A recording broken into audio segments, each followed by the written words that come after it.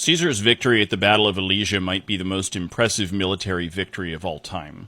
Now keep in mind, most of this history is being written by Caesar, so things may not quite have been as desperate as he makes them out to be, but here we go. Caesar was working on his conquest of Gaul, and he had a great portion of it already paying tribute to him. A number of Gaulish tribes decided to band together to throw the Romans out, and they unified under the leadership of a Gaulish man named Vercingetorix. The Gaulish army meets the Roman army at Alesia in 52 BC. The Gauls outnumber the Romans by approximately 30%, but Vercingetorix knows what the Romans are capable of, so he decides to withdraw to a hilltop fort and begins sending messages to all of his potential allies. His general plan is this: if Caesar attacks the fort, he will lose because they have the high ground and more numbers. If Caesar waits, he will lose because his reinforcements will show up and cut them down from behind. So Caesar surrounds the fort of Alesia and then builds his own palisade around it, and then around his army that's outside the second palisade builds another palisade. So he builds an entire fort around the original fort, and the Roman fort can be defended from both sides. So the inner wall is 18 kilometers or 11 miles long, and the exterior wall is at least as long. These things are 20 feet tall. They have platforms along the backside so that they can run patrols along them, and they've got guard towers at the corners. Vercingetorix did try to harass the workers, but not to much effect. So eventually the Gaulish reinforcements show up, and if you combine the reinforcements with the people inside Alesia, the Romans are now outnumbered by about 3-1. So the Gauls start harassing a part of the wall with their cavalry.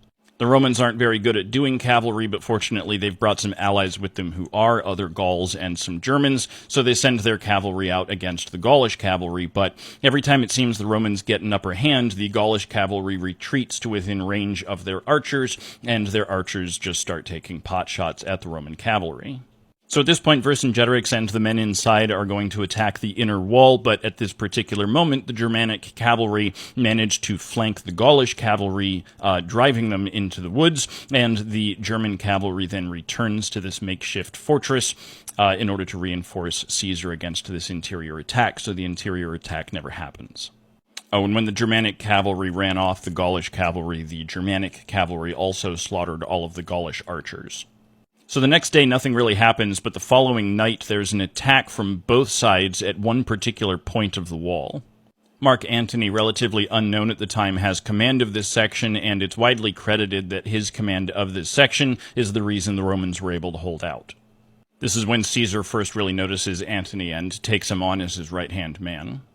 Antony was able to defend that part of the wall just long enough for reinforcements from other parts of the wall to show up, and the Romans are still holding their position by morning. So just outside both fortresses is a small hill that the Romans were using for reconnaissance. At this point, the Gauls decide to take that hill in order to launch their attack from it. There are minor attacks all along the entire exterior wall, but there is one focused attack at one particular point led by Vercingetorix's cousin.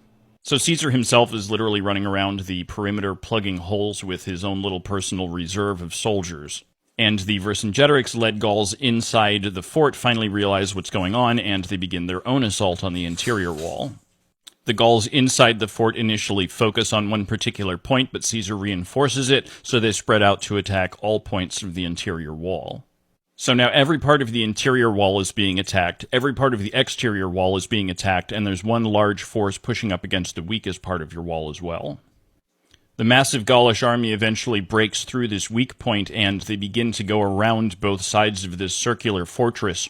Caesar personally begins countermanding other commanders' orders, grabs approximately 6,500 soldiers, and manages to jam them in the middle, forming a shield wall to prevent the Gaulish soldiers from pouring all the way through the interior fortress.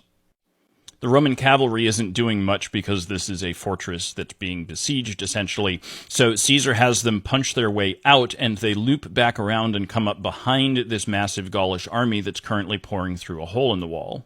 When the Gauls see Roman cavalry coming up behind them, they either flee or surrender.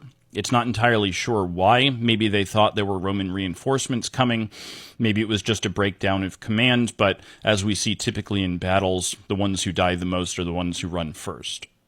After the exterior Gaulish army flees, Caesar is able to finally bottle Vercingetorix back up inside the fort of Alesia, and Vercingetorix surrenders the next day. Now, there were a lot of questions about Caesar on my last video, like did he deserve it, was Rome better off for it, so on and so forth. If you want to get an idea of what kind of person Caesar was, go look into what happened to Vercingetorix after his capture. I can't put it on TikTok.